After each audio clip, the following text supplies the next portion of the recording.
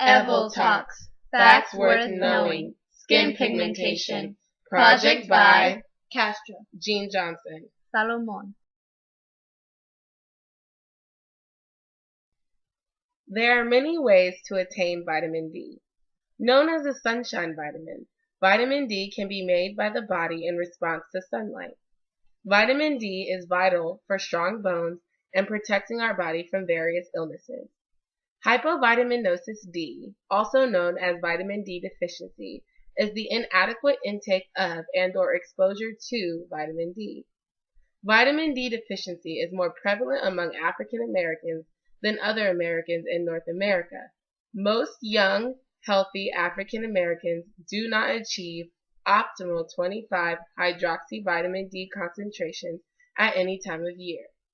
Medical conditions associated with vitamin D deficiency include increased risk of death from cardiovascular disease, cognitive impairment in older adults, severe asthma in children, breast cancer, and type 2 diabetes.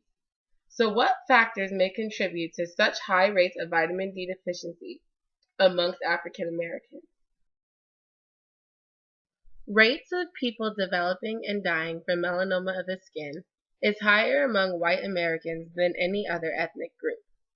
Melanoma is the most dangerous form of skin cancer, developed when unrepaired DNA damage to skin cells, most often caused by ultraviolet radiation, causes mutations that lead the skin cells to multiply rapidly and form malignant tumors. Why might white Americans have such disproportionately higher rates of melanoma of the skin? In order to even attempt to answer the two previous questions, we must first look back to the evolution of our skin pigmentation. Humans share a common ancestor with chimpanzees. Chimps have light skin with dark fur. It has been inferred that our earliest ancestors also had light skin covered with dark hair. However, as our earliest ancestors began to lose their hair, for various hypothesized reasons such as an increased number of sweat glands and the loss of body hair as a way to dissipate heat, as well as no longer living under the protection and shade of trees, these adaptations created a new problem because their light skin became exposed to high levels of ultraviolet radiations from the sun. UV light is harmful for the skin, and this intense and harmful exposure provided a natural selective pressure that favored individuals with skin cells that produced more melanin. This favoring caused genes that possessed a darker pigmentation trait to be passed down to offspring. Over time, this selection continued, producing offspring with dark skin. There are three different kinds of ultraviolet rays: ultraviolet A, B, and C.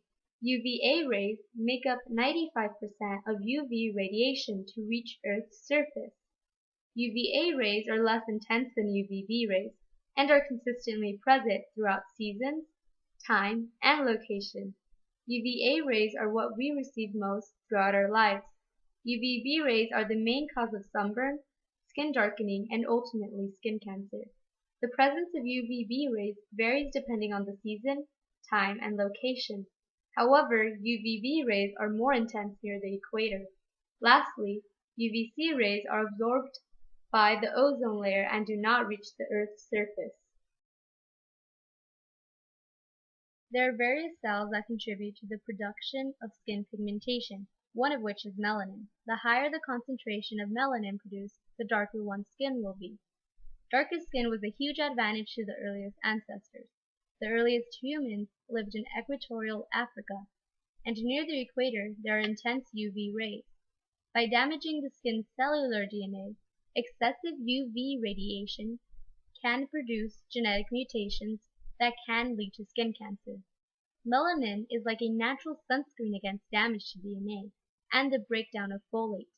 The human body needs folate to synthesize DNA, repair DNA, and it is especially important in aiding rapid cell division and growth.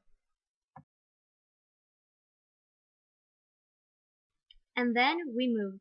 Humans started moving out of the tropics of Africa to environments with different UV radiation levels in the northern hemisphere. This had a huge effect on the evolution of skin pigmentation. Individuals who went to low UV environments had less of a need for the protection provided by their dark skin.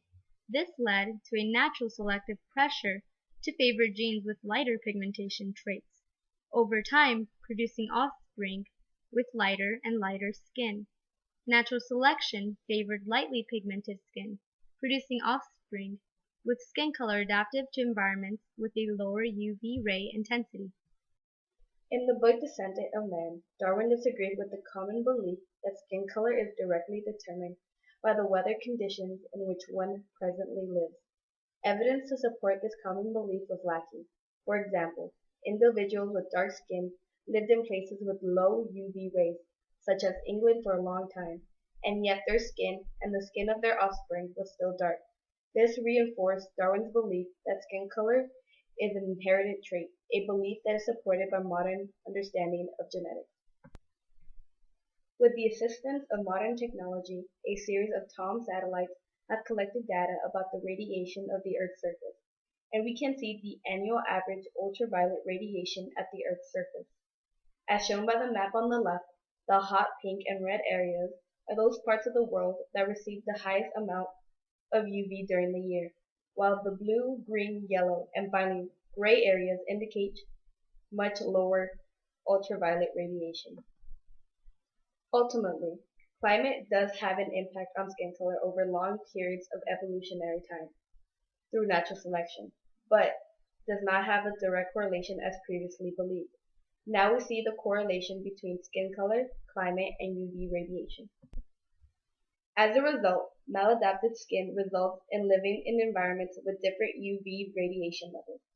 Many people are now living in environments in which their skin is poorly adapted.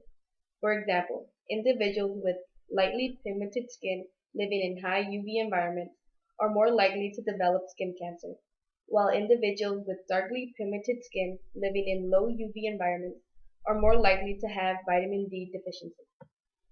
Also, because society has switched from constantly being outdoors to increasingly being indoors, those with darkly pigmented skin living in low UV environments do not produce the sufficient amount of vitamin D, and by spending more time indoors, this increases their likelihood of vitamin D deficiency.